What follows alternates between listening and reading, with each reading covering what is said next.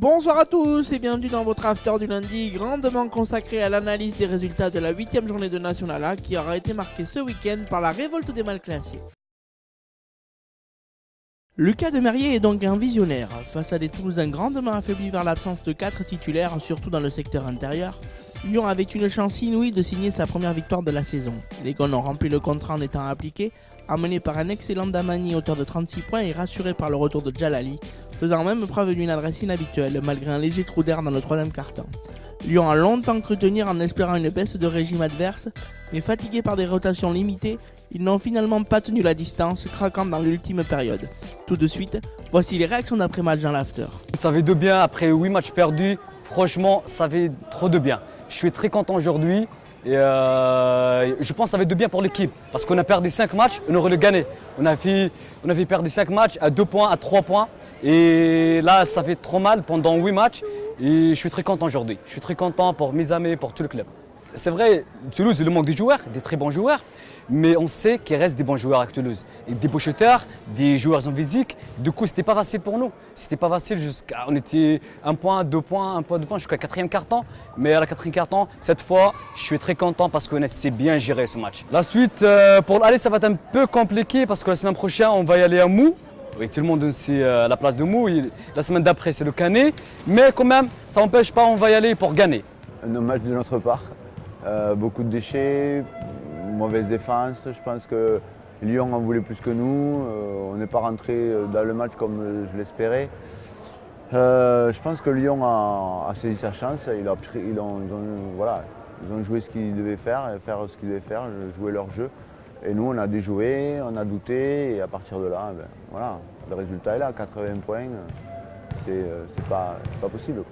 C'était un marasme collectif en fait, je pense. Pas application des consignes directement. Je pense qu'on a été très brouillon dans nos phases d'attaque. Mais après, moi, je mets un point essentiel sur la défense. C'est pas possible, quoi. Je veux dire, après qu'on ne marque pas, c'est une chose, mais au moins on compense en défense. On n'était pas du tout présents, on n'était pas dans le match. Ils ont 2 joueurs offensifs. Bon, on les connaît, ils étaient tout le temps à l'intérieur. Je pense qu'ils ont joué sur les shoots extérieurs, ils n'ont pas été embêtés non plus. On va rebondir, on a Bordeaux la semaine prochaine. L'effectif sera au complet. Il faut qu'on rebondisse vite.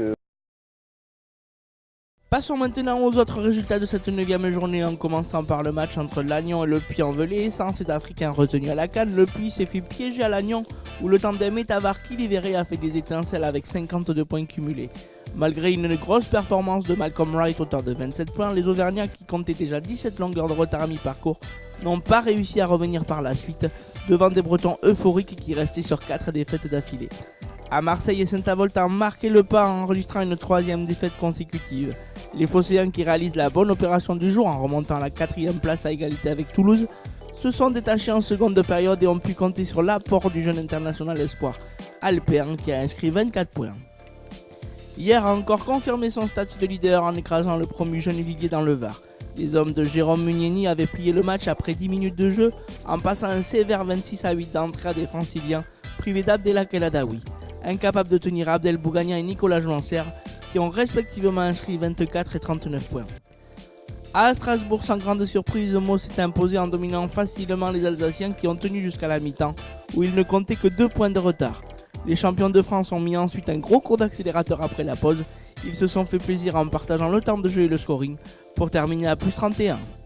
Enfin, fort de son succès samedi dernier à Meaux, le Canet a infligé une nouvelle défaite aux Girondins dans leur salle. Sans forcer, les Hornets ont pu compter une fois de plus sur le talent et les 31 points de Jean-Christophe Carlier et sur le meneur de jeu Alexis Ramonet, auteur de 16 points. A l'occasion de son dernier match de l'année à domicile, Bordeaux en a profité pour faire rentrer ses 12 joueurs sur le parquet. Au classement, ces résultats surprises ont de lourdes conséquences, notamment dans le peloton des poursuivants avec Toulouse, Le Puy, Gennevilliers, Saint-Avold, tous battus, qui laissent définitivement s'échapper hier le Canet et Meaux en tête. La bonne opération est marseillaise, les Phocéens se replacent dans la course à la 4e place, mais aussi bretonne car Lannion se replace en milieu de tableau.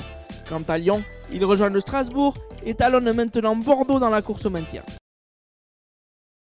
Alors que son équipe Marseille se relance à la course à la qualification au play-off en fin de saison, Jean-Alexandre Alpin, en 20 ans et récemment sélectionné en équipe de France, a encore été l'auteur d'une prestation étincelante face à Saint-Avold en inscrivant 24 points.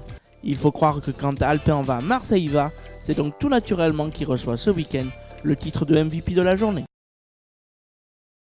Voilà, il est temps maintenant de refermer ce 9e after. On se retrouve vendredi pour un nouveau Pika Basket Show. A très vite pour le meilleur du basket fauteuil français sur Pika Sport TV bien sûr.